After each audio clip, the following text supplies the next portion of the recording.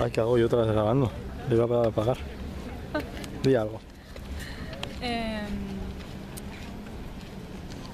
Estoy en Italia. Estás en Italia, Leire. Estoy en Italia, ¿Y tío. qué haces aquí? Pues vengo buscando la belleza. La belleza, la alta belleza. La vida es muy antiestética. Yo necesito ver muchas catedrales para que se me pase.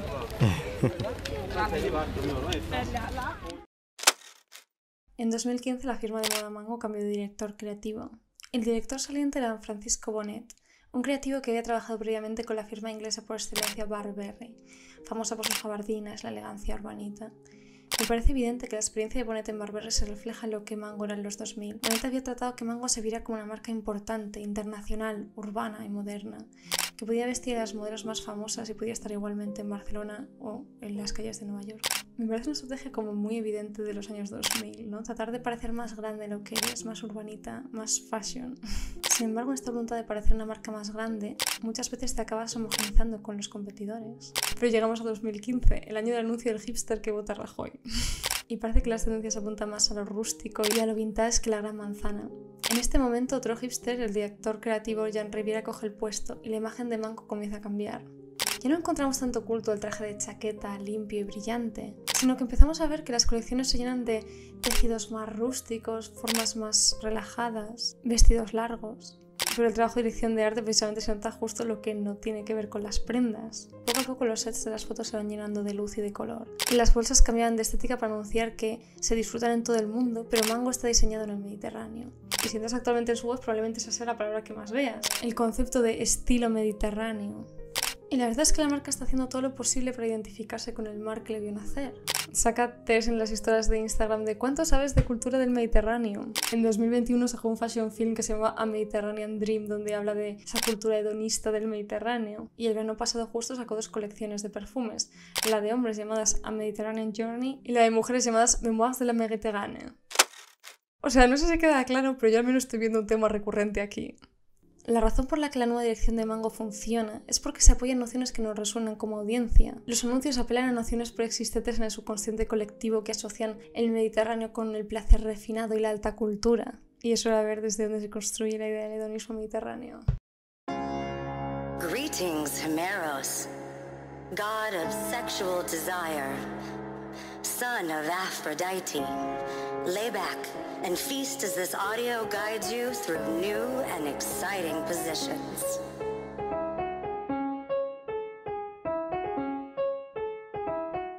Probablemente debería empezar este vídeo hablando de la cultura del Mediterráneo, los textos sobre el hedonismo y la búsqueda del placer.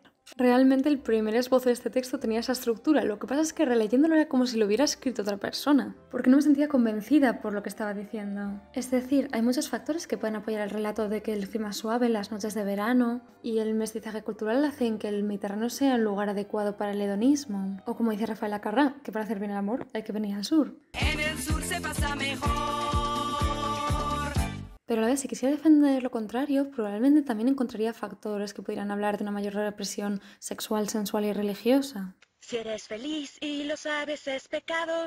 La idea de que el Mediterráneo es un paraíso para los sentidos es una narrativa a la que nos hemos acostumbrado, pero no es la única que se puede hacer, ni tampoco una lectura irrefutable. Por ejemplo, acotar el espacio del Mediterráneo tiene mucho más de construcción social que de una cosa científica. ¿Hasta dónde incluyes este espacio? Buscándolo en Google me salían un montón de fotos de sobremesas, aceite de oliva y cultura grecolatina. Pero es raro que normalmente países como Turquía o como Libia, donde la gastronomía también se basa en el aceite de oliva y tiene un montón de templos griegos, no suelen aparecer como un espacio de hedonismo refinado. Sin embargo, si se ve un lenguaje parecido en esta elegancia relajada, a gusto por la buena conversación y buena comida, en toda esta French Glaesthetic de chica blanca, delgada y elegante, pero bohemia, que vive en París, come queso, bebe vino, cuando en París se cocina con mantequilla, está a la misma altura que Praga y hace un tiempo terrible a mitad del año.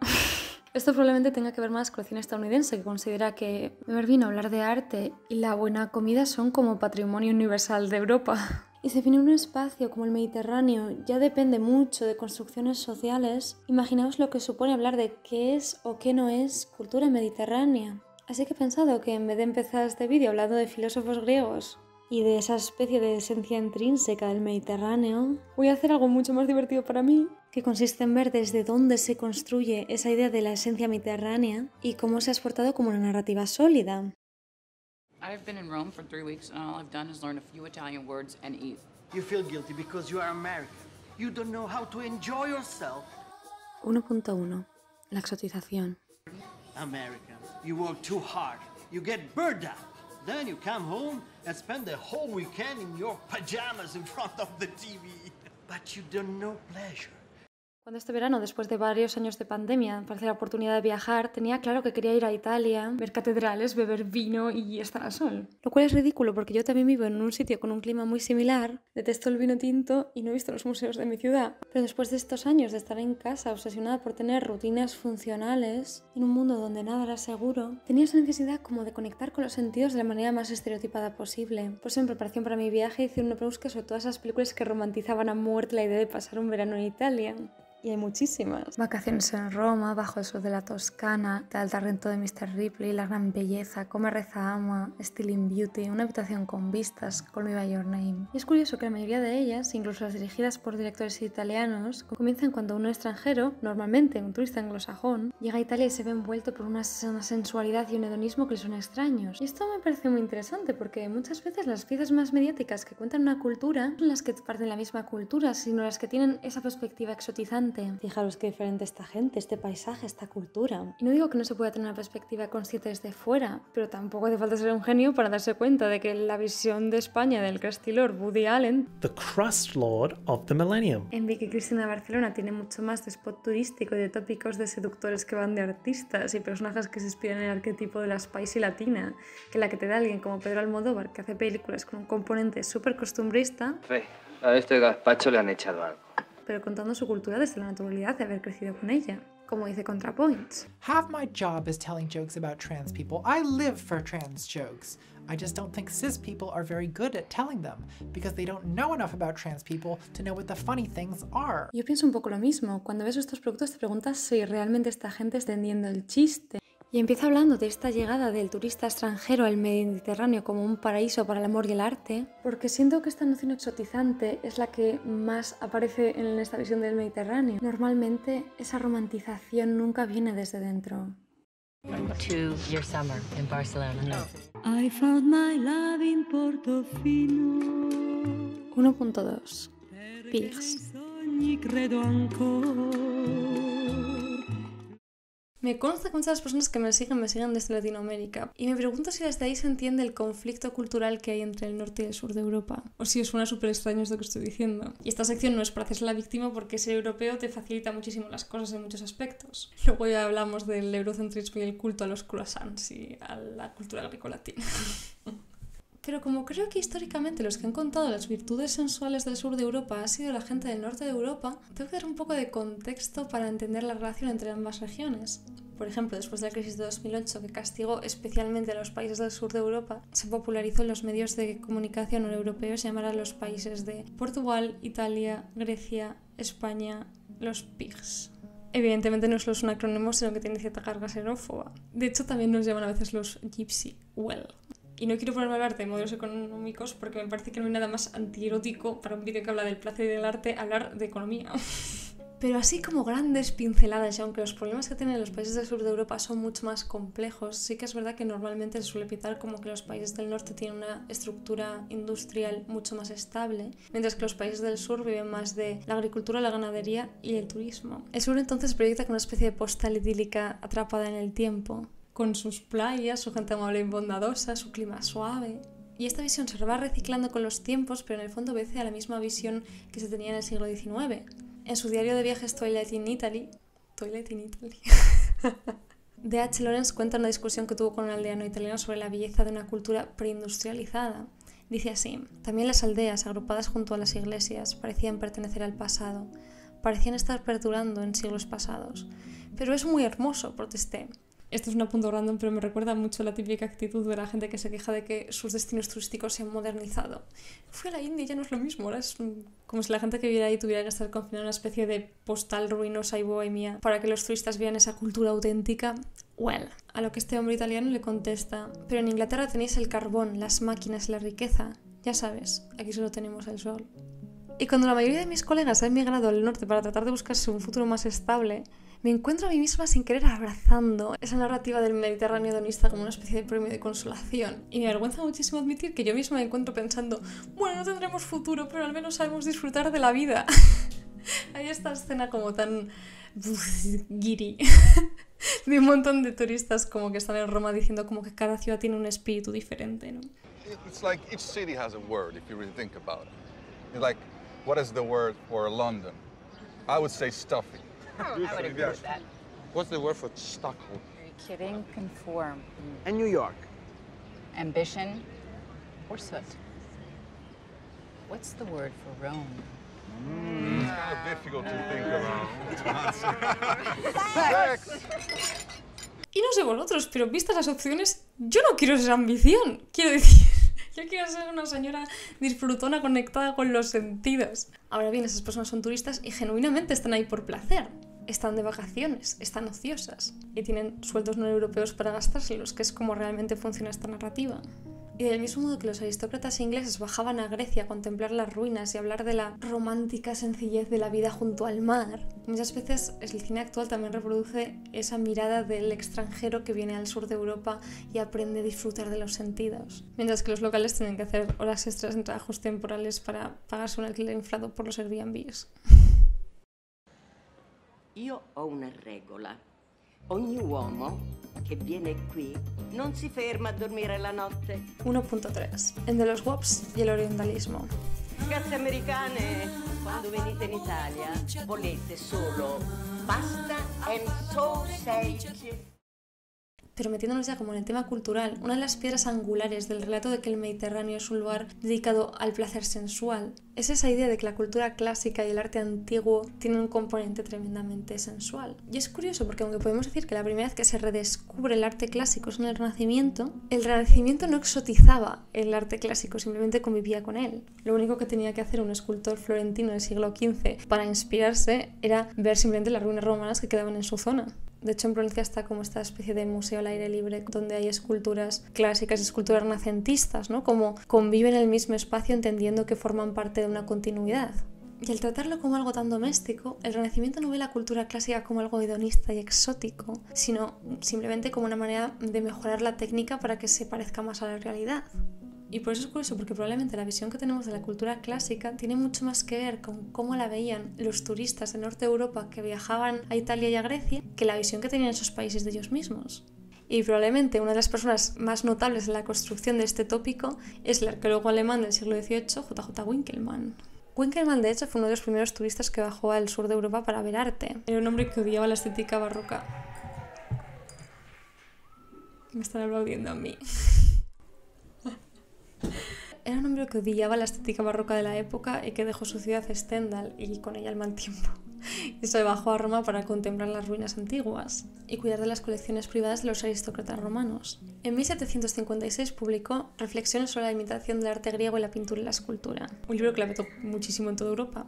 El libro dice que hay que acabar con el barroco, porque básicamente el barroco quiere imitar a la naturaleza, pero él dice que la naturaleza nunca te va a ser un buen modelo porque es imperfecta. A lo que hay que fijarse es en el arte clásico. Eso sí era perfecto. Ese equilibrio ideal entre una estética ordenada pero sensual, que es justo el mismo equilibrio al que apela a Mango con sus colecciones cuando habla de Mediterranean chic. Por ejemplo, a Winkelmann le flipaba la escultura del Laoconte, porque a pesar de que muestra a un hombre sufriendo con su cuerpo retorcido, hay una cierta serenidad en su rostro y en su postura. Diréis que no, pero pensad que lo que se hacía en época de Winkelmann era esto. Es decir, estamos entregándonos a la fisicalidad del cuerpo, pero siempre desde una distancia que él llamaría serena grandeza. Pero claro, la idea de que una cultura es equilibrada es una idea súper artificial, porque depende de dónde pongas los extremos. Desde luego, para Winkelmann la cultura clásica era mucho más sensual que la alemana.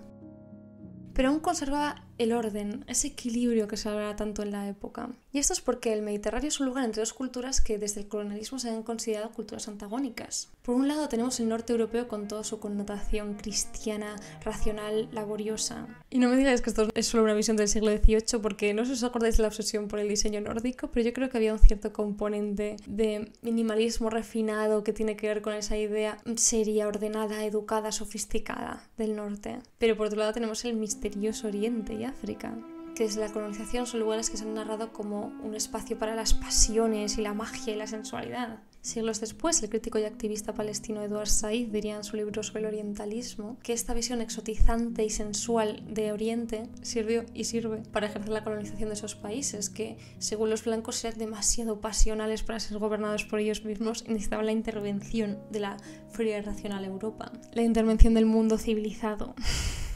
Ojo, no estoy diciendo que los países del sur de Europa no se hayan dedicado al colonialismo y Españita, te estoy mirando a ti. Una very bad girl, Españita. A very, very bad girl. Españita. Pero los hago colación porque la visión que reproduce Hollywood de el sur de Europa como un espacio para el deleite de los sentidos es heredera de la misma visión WASP, White Anglo-Saxon Protestant, que redescubrió el sur de Europa de vacaciones como un lugar para el deleite de los sentidos, cuando se puso de moda entre los jóvenes aristócratas ingleses bajar al sur de Europa para ver ruinas, y ya que estamos, para llevárselas.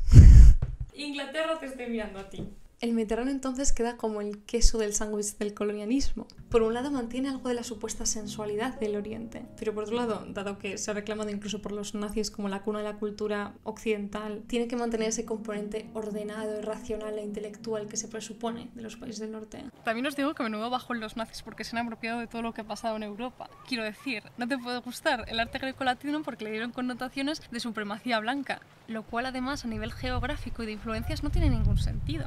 Pero tampoco te puede gustar su enemigo tradicional, que es el arte pagano europeo, porque es el que reivindicaban los románticos, que son la semilla de Wagner y Hitler a tope con Beethoven. Pero bueno, la razón por la que hablaba de Winkelmann es porque aunque un individuo único nunca inventa él solo una tendencia, su contribución a lo que consideramos la cultura mediterránea es bastante notable. Su libro elogiando la cultura clásica fue un bestseller y dio muchos modelos para los artistas del norte de Europa para copiar esos estilos, ayudando a extender la estética neoclásica. Y un siglo después, cuando los ferrocarriles empezaron a facilitar los viajes por toda Europa, los jóvenes aristócratas de toda Europa comenzaron a bajar al sur para ver esas famosas ruinas originales. El escritor Goethe era uno de ellos, que, inspirado por Winkelmann, bajó a Italia para ver el arte clásico y renacentista. Poco después publicaría sus diarios de viaje en el libro Viaje a Italia. Otro bestseller increíble que popularizó entre los jóvenes de la época lo que se llamaba hacer el Grand Tour, un viaje largo que realizaban los ingleses para ver el sur de Europa. Para hablar del Grand Tour, básicamente me he metido en Wikipedia y he encontrado una frase que define perfectamente lo que hacían los jóvenes ingleses de aquella época. Las actuales influencias culturales han hecho que el Grand Tour sea conocido sobre todo gracias a la literatura inglesa.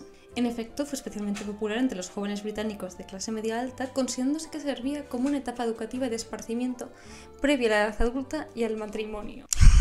Es que es leer de etapa previa, de esparcimiento, previa al matrimonio, y me vienen flashbacks de grupos de guiris haciendo despedida de soltero en Barcelona. ¿Uno vino tinto, por favor? Y me diréis que no, porque eso no tiene esa connotación intelectual y educativa. Pero lo digo porque esa narrativa de venir con la excusa para ver arte y acabar redescubriendo los sentidos es precisamente la que se ve en los medios actuales. De hecho, antes he mencionado a Vicky Cristina Barcelona cuando básicamente de esto. De unas extranjeras que viajan a Barcelona para aprender sobre arte y se acaban encontrando enredos amorosos, vino y descubrimientos sexuales.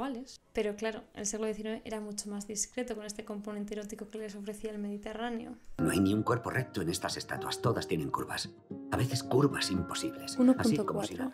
La agridulce sublimación del deseo. Como si te retaran a desearlos. Me hace muchísima gracia hablar de Winkelmann y de su libro porque supuestamente me lo debí de leer para clase en su momento porque prácticamente funda los estudios de arte, pero mira, chica, yo qué sé. Me parece aburridísimo y no me acuerdo de nada.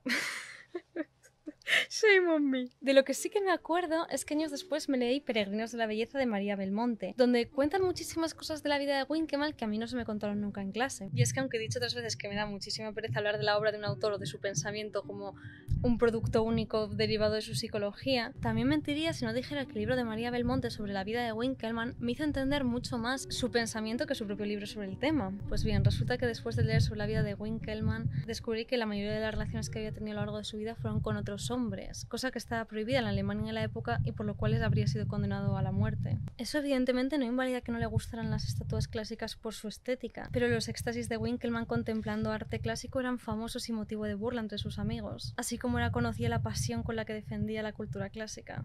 Y María Belmonte se pregunta si esa narrativa que hemos heredado de Winkelmann es una narrativa de la antigüedad como un lugar para cultivar los sentidos, la belleza, el hedonismo, ¿no tendrá que ver también con los sentimientos que debió de tener él leyendo historias de amor como las de Aquiles con Patroclo, Alejandro o Adriano con sus amantes, y pensar que hace unos siglos su orientación sexual no habría sido un motivo con el que avergonzarse o incluso que temer a la muerte, sino algo que podría haber explorado y disfrutado libremente?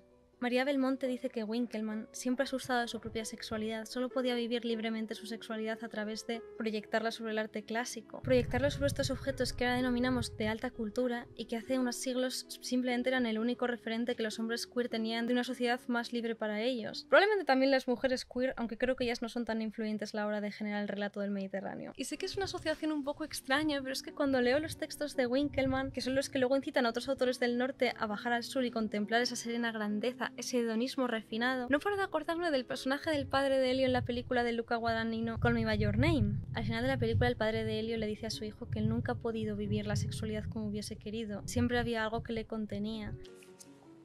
I may have come close, but I never had what you two have. Something always held me back, or stood in the way.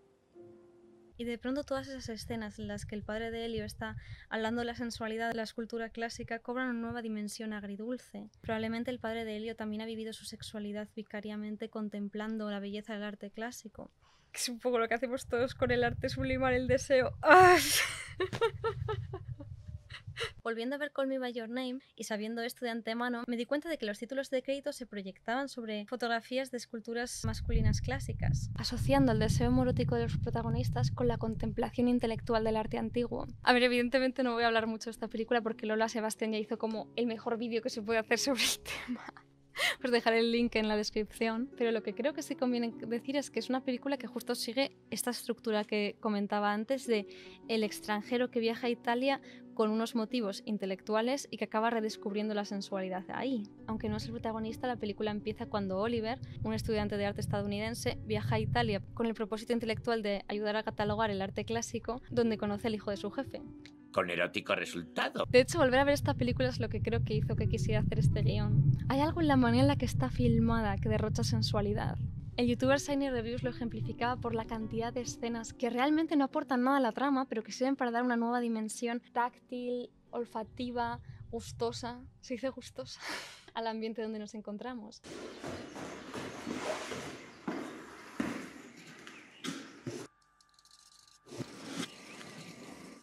Why did Oliver just touch that wall? Why are we now shown him dusting off his bike? Why is Elio touching his hair so much? Why does his hand linger so painfully on this rail? Vienes a Italia con el propósito intelectual de hablar de arte, pero te encuentras a ti mismo redescubriendo los sentidos, que es una narrativa con la que probablemente Winkelmann se podría haber sentido identificado. El guión de Call Me By Your Name está escrito por James Ivory, otro hombre queer como Winkelmann o Guadagnino, que en 1985 dirigió otra película sobre redescubrir los placeres sensuales en el sur, que es Una habitación con vistas.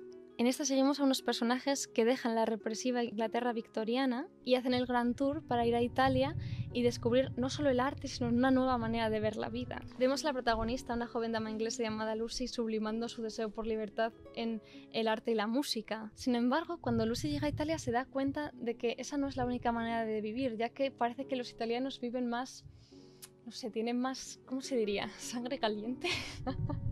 Viven más como conectados con sus pasiones y sus deseos. Esto se ejemplifica en una escena en la que un montón de ingleses van en un coche tirado por un cochero italiano y que los ingleses se ven escandalizados por la intimidad que este comparte con su novia y le obligan a bajar del coche, mientras Lucy está en una esquina mirándoles en plan Damn it, I just really want to be fucked, you know, just really fucked. De nuevo hay un deseo, a través de los ojos de Lucy, sobre el cuerpo masculino que no es muy común en las películas de la época. Yo no solo digo en la época victoriana, sino también digo en las películas de los 80. Si odiamos Dirty Dancing, porque Dirty Dancing es amazing. Una mirada que no es muy común, pero que sí se puede proyectar sobre la escultura clásica. Como contraste a todas las películas en las que vemos a través de la mirada del hombre protagonista los cuerpos sexualizados de las mujeres, o lo que se llamaría la male gaze, Una habitación con vistas es una película que te invita a identificarte con la protagonista femenina, para entender la complejidad de su deseo y de la represión de este. La chica no está para ser mirada, está para mirar.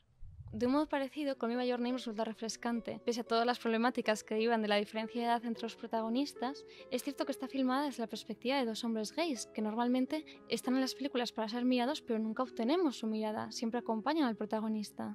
Es una mirada que no solemos obtener y es una mirada que mira mucho al arte clásico como modelo de deseo. Y todo esto evidentemente es una narrativa, quiero decir, evidentemente que la sociedad clásica tenía cosas muy buenas, pero también había muchas situaciones con castigos crueles, esclavos. Pero como las personas que lo cuentan vienen de la Inglaterra victoriana, o de la Alemania puritana, o de la ambiciosa Nueva York, o incluso de los 80 en Estados Unidos con todo el estigma y el terror al SIDA, la cultura clásica y el Mediterráneo parecen como una especie de oasis, donde lo natural es admirar los cuerpos, la comida, la naturaleza y el amor.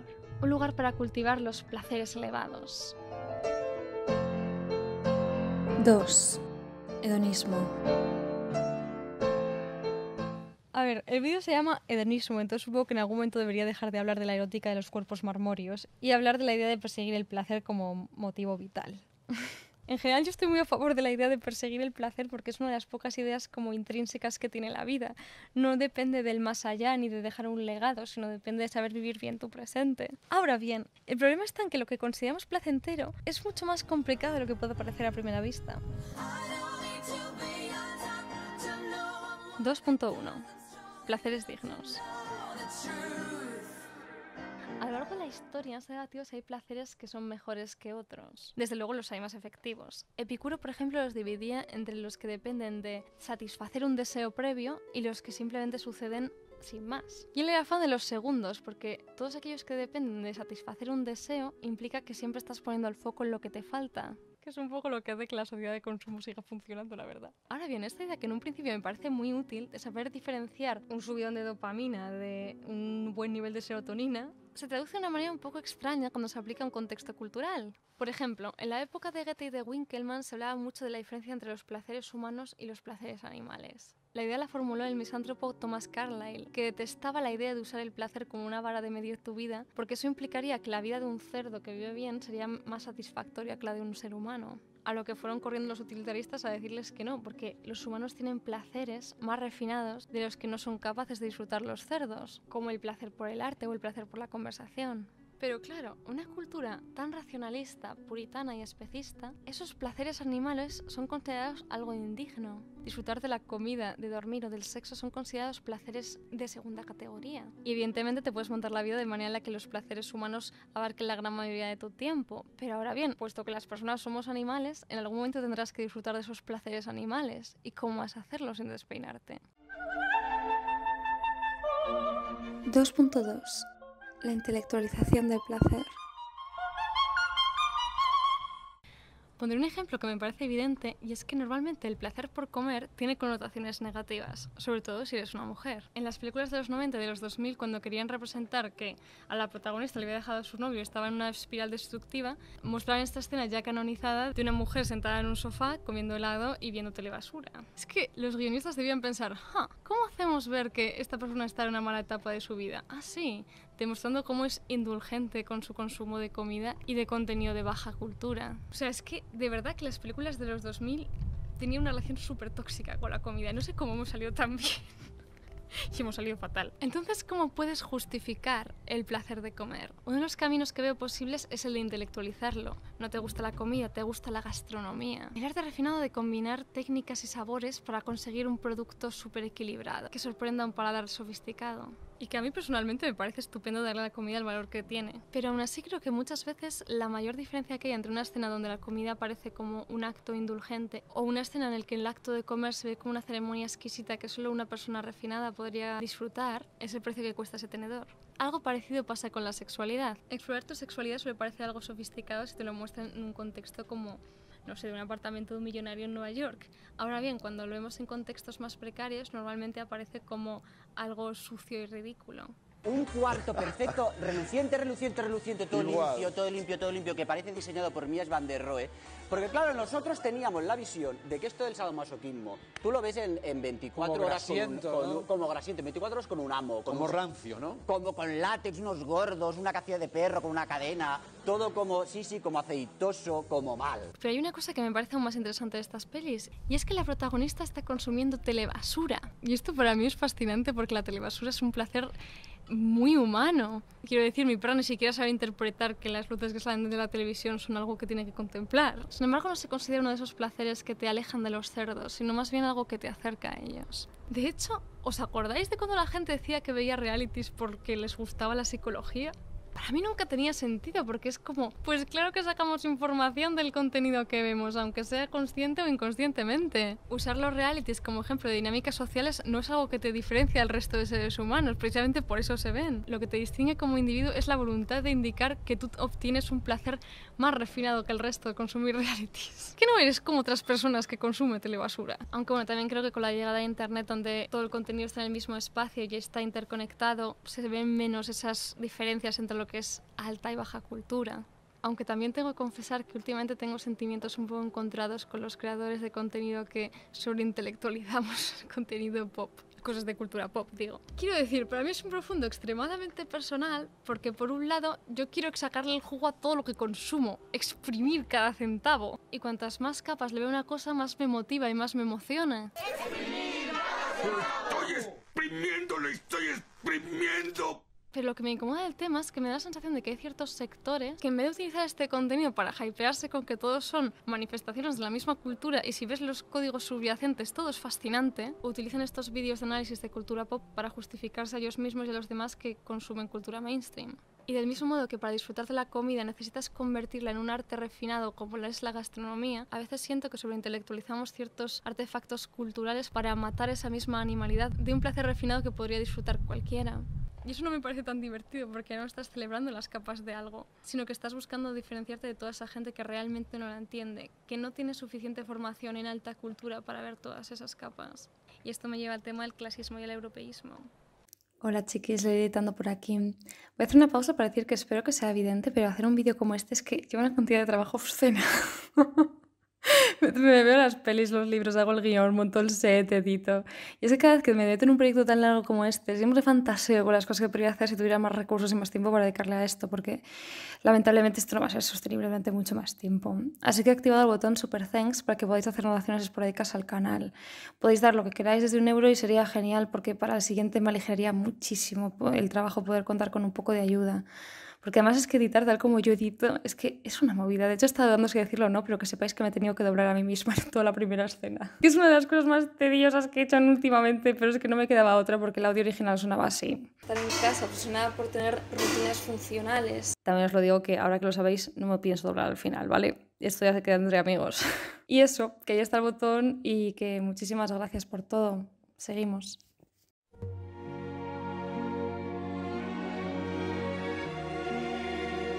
Tres. Clasismo y europeísmo.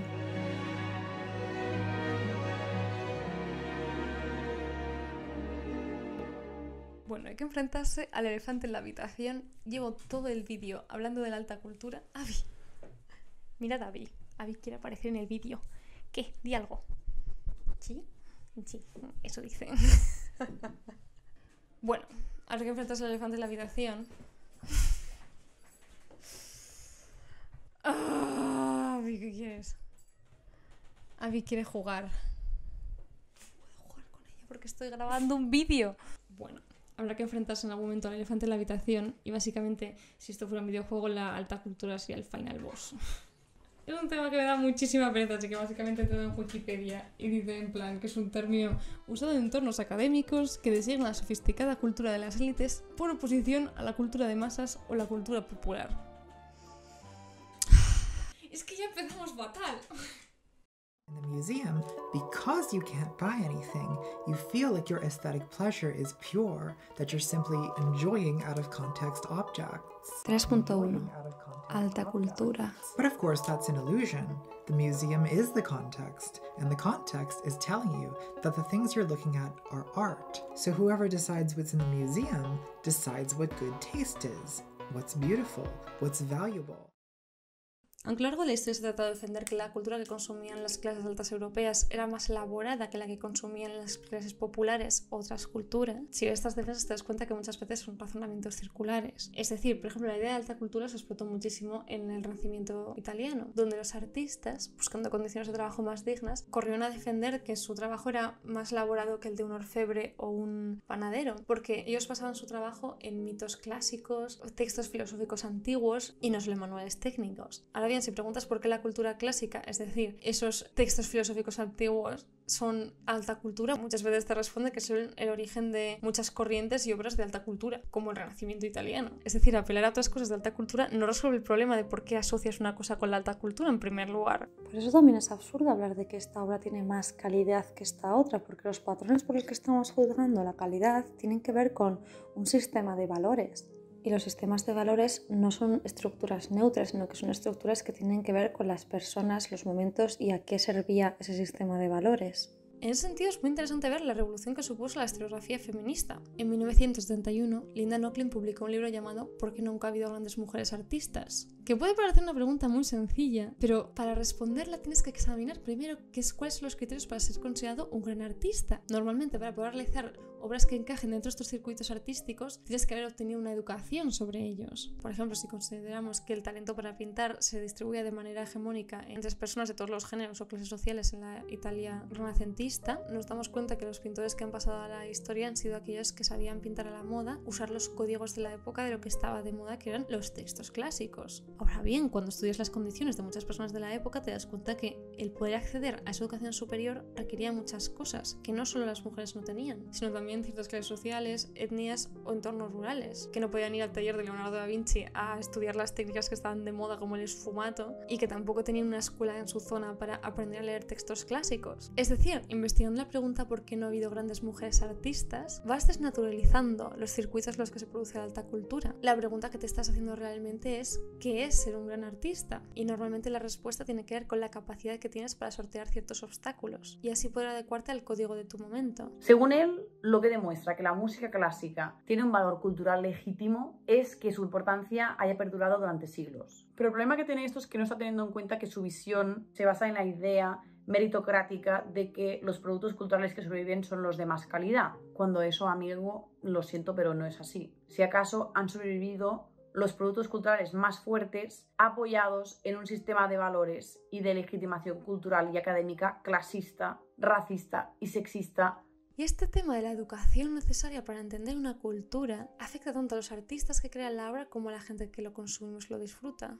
Es decir, consideramos alta cultura aquellas manifestaciones que para entenderlas necesitamos tener un background cultural específico. Necesitas haber pasado esos obstáculos y entender lo que es canon y lo que no. Y es el poder haber accedido a ese background cultural y no a ciertos libros o ciertas pinturas lo que te distingue del resto.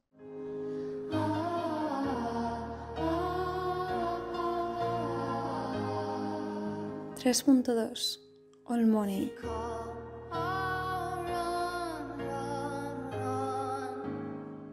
Es decir, la principal razón por la que el arte clásico europeo se ha considerado alta cultura siempre no es tanto que sean obras más refinadas o más elevadas, sino que su producción y su consumo gira alrededor de las clases altas europeas. ¿Qué personas pueden ir históricamente a ver ruinas? Los intelectuales alemanes, los jóvenes aristócratas ingleses, los estudiantes de arte estadounidenses. En todos estos círculos, saber de cultura clásica o haber estado en el Mediterráneo es una especie de código de pertenencia a una clase social. Y digo clase porque aunque tenga relación con el dinero, es evidente que la cultura clásica es patrimonio de ciertas clases altas, no de la gente rica. Un ejemplo bastante evidente de lo que supone la diferencia entre clase y dinero es todos estos vídeos que se popularizaron el año pasado sobre Old Money versus New Money. West Coast rich. Her life without them wouldn't be complete. When you could be East Coast rich. La gente con dinero nuevo son personas de clase obrera o clase media que han conseguido escalar socialmente y obtener ese dinero, mientras que la gente con dinero viejo es la gente que lo ha heredado. Personas criadas en familias que dependían de las herencias de sus tatarabuelos, que podían haber sido aristócratas europeos, nobles o haber tenido una plantación en Estados Unidos. Y aunque hoy en día parece que no son tan evidentes las diferencias de clase, siento que la clase alta sigue teniendo una especie de poder suave. Por ejemplo, somos una cultura que ha hablado mucho de las historias de superación personal, donde un individuo puede escalar socialmente. Pero creo que en el fondo solo lo admiramos de verdad cuando adopta los códigos de la clase alta y del old money. Es decir, el new money normalmente está asociado con la necesidad de fardar de lo que tienes. New money is characterized as logomania, the hottest new sports car, spending thousands of dollars at a club, and just in general, it revolves around flashier displays of wealth. Lo cual es una respuesta súper natural porque si toda la vida has pensado que no podías tener algo cuando tienes la posibilidad de tenerlo, lo coges con ansiedad y con orgullo. That's part of the appeal of hip-hop opulence, is that it seems to elevate not just a single performer, but an entire underclass. Sin embargo, tengo la sensación de que las personas que realmente se admiran por enriquecerse no son tanto los influencers de los cuales les tienes manía porque básicamente están rastregando por la cara todas las cosas que tienen, sino más gente como Steve Jobs, que mantiene un perfil bajo, tiene fama de intelectual, se viste de manera minimalista y básicamente adopta los códigos discretos del old money. Los de una persona adinerada que no necesita demostrarle a nadie ni a sí mismo que tiene el dinero porque simplemente lo sabe en su interior. Y creo que ese buen gusto mediterráneo en el fondo tiene una connotación muy parecida a la del old money. Se trata de cultivar el effortless chic. That there's a certain degree of nonchalance and disregard among the true preppies that was lacking in the aspiring preppies. Dressing too neat is a sign of insecurity in your standing and wealth. La idea de que no tiene que verse el esfuerzo que haces para verte elegante. Se prefiere vestirse con prendas relajadas de lino y comer una terraza rústica. Cenar con un vestido elegante en el Ritz es muy opulento y de nuevo ricos. De hecho, una de las principales razones por las que la alta cultura se ha leído siempre como patrimonio del old money, y no necesariamente de la gente rica, tiene que ver con la educación de esas personas. Anna Lingala traces the origins of the style back to English preparatory schools for boys. During the mid-1800s, these schools consisted largely of upper-class sons who could afford to study the classics rather than pursue a skilled trade. Históricamente, una persona que nacía en un contexto precario, si finalmente conseguía acceso a la educación, lo más probable es que lo dedicara a enfocar esa educación como un camino para desempeñar un oficio. Es decir, buscas aprender cosas que te vayan a ser útiles en el futuro. Mientras que las personas que ya nacieron en ese contexto no tienen esa ansiedad por saber ganarse la vida, de manera que podían escoger materias y estudios más teóricos, que solo les sirviesen para indicar sutilmente su pertenencia a cierta clase social. The old money aesthetic emphasizes mannerisms, how one carries herself, the type of books she reads, languages she knows, and references she understands. Por eso, aunque vemos en las películas gente rica hablando de arte sobre una mesa llena de comida, me parece importante indicar que no están solo como disfrutando de la comida o hablando de arte, sino que también están indicando su pertenencia a cierta clase social. Pero eso no quita que estén disfrutando de la belleza de la comida, ¿verdad? 3.3. Apreciar lo sencillo. Me diréis que vale, esa estética del Mediterráneo probablemente beba de la estética old money, minimalista y despreocupada, pero sin embargo probablemente la idea de clase del Mediterráneo hace un poco aguas, teniendo en cuenta que justo lo que romantiza el hedonismo mediterráneo son estos entornos. Huertos, playas, el campo, son sitios donde la clase alta no se desarrolla, pero sí veranea. Y es que el discurso de aprender a disfrutar del tiempo infinito que ofrece la campiña probablemente tenga sentido, lo que pasa es que lo romantizamos mucho porque justo estamos ahí siempre de vacaciones. Y evidentemente necesitamos ese tiempo de vacaciones para explorar el placer, para bañarnos, estar en la sobremesa, dedicarnos a tomar el sol, leer libros, hablar de arte, echarle miraditas a los crashes. Básicamente necesitamos tiempo vacacional para redescubrir los placeres de la vida y de la naturaleza. Pero justo como situamos muchas veces el hedonismo mediterráneo en situaciones como el campo, la naturaleza, entornos rurales, quizás no somos tan conscientes del elemento socioeconómico que tienen estos entornos. Es decir, el contexto no es necesariamente lo placentero, sino la ecuación entre el contexto, el tiempo para disfrutarlo y el dinero para poder irte a la playa a tomar algo o echarte unas cenas bonitas con los amigos. Pese a que el placer de disfrutar de una fruta madura o del sol en la cara son placeres muy mundanos y muy accesibles, el contexto que necesitamos para acceder a esos placeres ya no es tan accesible. Esto me recuerda mucho a la tendencia que ha habido últimamente con lo de romantizar tu vida, que es una tendencia que yo personalmente entiendo total, porque mira, la vida es muy antiestética, muy antierótica y tienes que exprimir cada momento de placer sensual que encuentres en ella.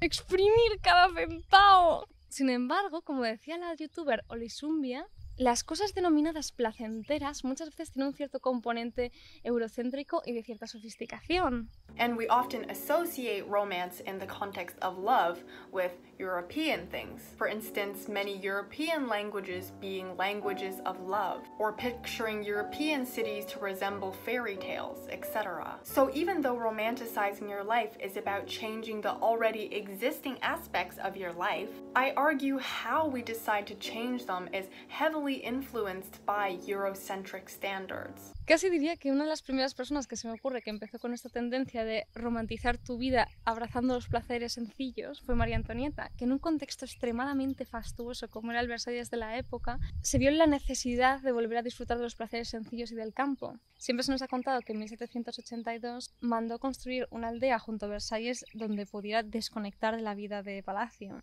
Cottagecore Queen. Pero al igual que los TikToks del Cottagecore, la aldea de María Antonieta es un poco la Disneylandia de la ruralidad. Estaba hecho para simular una ruralidad de cuento. De hecho, se nos dice que los criados iban antes a perfumar a las ovejas o a limpiar los huevos para que María Antonieta y sus amigas jugaran a ser campesinas. Y no me matéis por esto, pero ¿no es el hedonismo mediterráneo en parte heredero de esta María Antonieta? Disfrutas de esos pequeños placeres sencillos, pero porque no tienes que vivir en ese contexto. Te alojas en una villa antigua en el norte de Italia, pero no tienes que reparar las ventanas. Sales a pasar en un barco antiguo sin necesidad de tener que repararlo o que madrugar para pescar, o comes comida del huerto sin necesidad de tener que cuidarlo tú. De hecho, se me hace un poco raro que en todas las reviews que he visto de Call Me By Your Name nadie menciona el hecho de que da la sensación de que hay criados ahí. Quiero decir que parece que se llevan bien con ellos, les tratarán bien, pero son los que al final tienen que ir al mercado a comprar comida fresca o cuidar el huerto mientras ellos se dedican a bañarse, a hablar de arte y disfrutar de la tensión erótica. 3.4. La falta de propósito.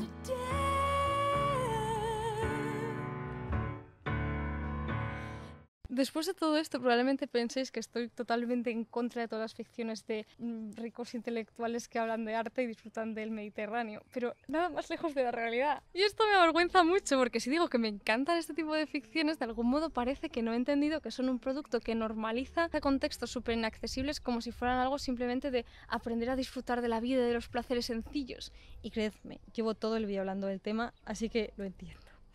Ahora bien, yo creo que lo que realmente me gusta de estas historias es que se enfrentan mucho al sinsentido de la vida. Decía Kurt Cobain que el momento más bueno de una banda es antes de hacerse famoso. Luego ya has conseguido todo lo que querías y te quedas sin un propósito mayor que el de disfrutar de tu fama y tu éxito. Y de algún modo creo que todas estas historias de personas que están disfrutando del Mediterráneo siguen un poco el mismo patrón. Y es que me da especialmente rabia que siempre se dice que estas historias van de que los ricos también lloran, cuando me parece una lectura como súper básica y que no llega a tocar realmente el concepto. Es como si fuera un premio de consolación, es decir, no te preocupes, tú lo estás pasando mal, pero los ricos también sufren, igual a veces más que tú. Y sí, supongo que hay sentimientos como el desamor que de algún modo son iguales vengas del contexto que vengas. Pero creo que la mayoría de historias sobre los problemas de gente de pasta no van realmente de eso, sino de cómo esa connotación de clase y de dinero y todo ese tiempo libre te impide como disfrutar realmente de la vida. Y no digo esto para caer en el tópico de que el dinero no da la felicidad, porque no es lo que dicen las estadísticas. Al parecer hay un cierto nivel en el que puedes dormir tranquilo por las noches, explorar tus hobbies y vivir básicamente sin ansiedad, en el que realmente mejora tu bienestar. Sin embargo, la felicidad no es proporcional a tu sueldo. Hay un cierto nivel donde esa felicidad se estanca o incluso diría que decae. Y es muy interesante teorizar por las razones por las que esto ocurre. De hecho, The Financial Diet tiene un vídeo súper guay sobre el tema, ¿no? Que dice que a veces es un tema de que es difícil encontrar personas con las que te puedas sentir identificadas. Rarely do they create friendships with non-wealthy people, and this can lead to feelings of isolation and being trapped in a very small bubble. O a veces es el tipo de mentalidad que necesitas para seguir en ciertos entornos de poder. You have to be a killer. Pero quizás para mí lo más fascinante es la falta de propósito que de algún modo emerge cuando ya no tienes nada más en la vida que hacer salvo disfrutar del hedonismo y del placer. Quiero decir, las personas que estamos agobiadas en nuestra vida cotidiana, evidentemente nos preocupamos por el sentido de la vida, pero tienes, no sé, como otras preocupaciones en la mente de una manera en la que es una preocupación quizás menos presente que si tienes todo el tiempo para dedicarle a ello. O no sé, supongo que el hecho de verte expuesto a situaciones desventajosas es lo que también de algún modo a veces te hace sentir con esa voluntad de cambiar las cosas, y eso es una manera muy conveniente de darle un propósito a tu vida. But existential angst is often a disease of privilege. If you're actually being oppressed, you have a struggle, you have something to fight for, and therefore a purpose. De hecho, para mí es como realmente fascinante la manera en la que algunos billonarios emplean su tiempo. Es decir, se te ha dado solo una vida en la Tierra y medios para hacer lo que quieras, y hay gente que decide dedicarlo a trabajar 120 horas al día. No lo estoy juzgando, simplemente es que me parece fascinante. Y creo que una de las razones por la que la hustle culture o la cultura de la productividad funciona justo en entornos tan elitistas es porque es una manera muy conveniente de dar un propósito a tu vida, de buscar un lugar en el universo. Quizás no te sientes profundamente satisfecho con tu vida o con tus relaciones, pero es verdad que de algún modo estás cumpliendo objetivos, siguiendo para adelante, viendo como progreso, que es lo que hacemos todos para tratar de, no sé, pensar que estamos avanzando. Pero este vídeo no trata de buscarle el sentido de la vida en la hiperproductividad, sino en el hedonismo, que es de lo que van todas las ficciones sobre el sur de Europa. Por un lado tenemos una categoría que trata de redescubrir el placer de las vacaciones. Supongo que en esta categoría entrarían como, yo qué sé, todas estas películas de jóvenes franceses que se van a la campiña a ligar y a hablar de filosofía. Que evidentemente son un producto extremadamente bourgeois si realmente naturalizamos el contexto, pero la necesidad de buscar relaciones humanas y el sentido de la vida es algo con el que todo el mundo podemos realmente empatizar. Del mismo género son todas estas películas que mencionaba antes de el extranjero que va al sur de Europa a descubrir los placeres de la sensualidad. Supongo que lo que Vicky y Cristina están buscando en el fondo, entre Copa de Vino y Museo de Barcelona, es a ellas mismas. El personaje Julia Roberts romantiza muchísimo en la sangre caliente italiana en la película de Come, Reza, Ama, pero en el fondo está, no sé, tratando de descubrir quién es, ¿no? Al igual que Lucy en Una habitación con vistas y Oliver en Call Me By Your Name. Es decir, pese a todo lo que he dicho antes, supongo que empatizo con esa necesidad de exprimir las vacaciones, la experiencia hedonista cuando se puede. Porque las vacaciones en el fondo van de buscar algo más en la vida que lo que te puede ofrecer la rutina, por mucho que pueda criticar cómo esas vacaciones se desarrollan. Pero por otro lado está uno de mis géneros favoritos, que es el de los ricos autóctonos que han entrado en una espiral de hedonismo y se sienten tremendamente insatisfechos. La Dolce Vita, por ejemplo, entraría en esta categoría. Es una de estas películas que trata de la clase alta romana buscando el sentido a la vida y sintiéndose tremendamente insatisfecho entre círculos de fiestas, que es un poco el mismo tema que tiene La Gran Belleza, que también insiste en esa necesidad de propósito de un grupo de socialites de Roma que supuestamente ya lo tiene todo para disfrutar de la vida, pero que sin embargo está buscando esos destellos, esa necesidad de reconocimiento, de amor, de respeto o de trascendencia. Por eso también entiendo que estas películas hablen mucho de arte y de historia. Claro que hay un componente de educación que está indicando la pertenencia a una clase social, pero ya he dicho un montón de veces que la línea editorial de este canal no es el cinismo. Más allá de las condiciones que ha colocado a esas personas en una villa al norte de Italia, en una playa de Grecia, entiendo perfectamente que esas personas vayan a hablar del arte, porque el arte te reconecta con lo trascendente. Y entiendo perfectamente que vayan a hablar de historia, porque contemplar la ciclicidad de la vida humana es algo que te recuerda a tu papel en el cosmos, lo que te da una sensación de propósito.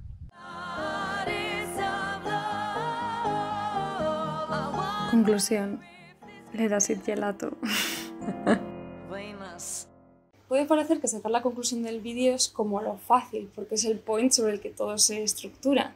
Sin embargo, yo ya dije por ahí que yo soy una youtuber romántica y que muchas veces me enfrento al material investigando a ver si encuentro algo que me convenza. Evidentemente, la solución del Mediterráneo con lugar paradisíaco tiene muchos problemas, pero siento que todo quedaría incompleto si solo hablo de cómo se construye esa narrativa y no me hago una pregunta más profunda, que es ¿por qué se construye esa narrativa? Viendo entrevistas de Luca Guadagnino me encontré con esta de 2017 donde dice que esta sociedad capitalista es como la antítesis de un lugar idóneo para explorar el placer y la libertad. Coincido en el sentido de que a pesar de que parece que tenemos muchas opciones disponibles, creo que no tenemos tanto tiempo para explorar el placer y los sentidos, sino mucho más para elegir categorías placenteras y consumirlas compulsivamente. Si no, fijaos en cómo funciona el cine para adultos, ¿no? Tenemos un montón de categorías que deberían de responder a nuestros deseos más íntimos, pero en el fondo, ¿qué va antes? ¿El huevo o la gallina? Hasta qué punto no nos sentimos condicionados por el imaginario que hemos consumido desde muy jóvenes y eso nos está limitando. Por eso tengo la sensación de que en el fondo necesitamos un sitio diferente para explorar el deseo y el placer.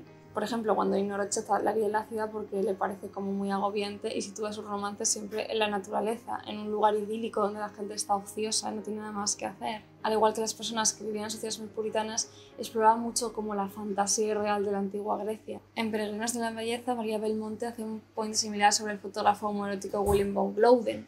Claro que cabe examinar por qué Gloeden conseguía que jóvenes campesinos precarios posaran para él, pero la historia se quedaría incompleta si no habláramos de también por qué esas fotografías se necesitaban en primer lugar. Belmondo dice que Gloeden construyó, en la medida de sus sueños, una Grecia que nunca había existido, un paraíso terrenal que representaba la patria perdida de los homosexuales. Por supuesto, yo no soy un hombre gay decimonónico ni una dama inglesa victoriana, pero Sí coincido en el sentido de que esta narrativa sigue siendo relevante, a pesar de que la vida es mucho más fácil en muchos aspectos, porque en el fondo seguimos buscando esa patria perdida donde podamos explorar el arte, la filosofía, el placer y el deseo. Y los libros y películas de gente rica, culta y ociosa que se está dedicando a ello es casi como los únicos referentes que tenemos.